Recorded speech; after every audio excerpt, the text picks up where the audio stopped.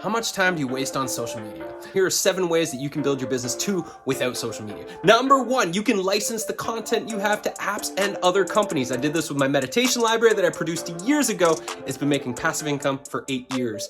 Number 2, you can collaborate with other creators and co-facilitate workshops and retreats and programs, and both of you leverage your email list. Number 3, you can be a guest on other people's podcast shows and blogs. Number 4, you can profit share. So magickids.com, that's what we do with our artists, is we all create and we all generate profit together. Number 5, you could get affiliates to promote your work and get a commission for everything they help you sell. Number 6, you could create a signature workshop and tour that around other people's virtual stages. Number 7, you could find sponsors to sponsor the things that you're doing to help you generate revenue. If you want to learn how to apply these things to your business, come to my workshop next week, magicmedia.com/workshops.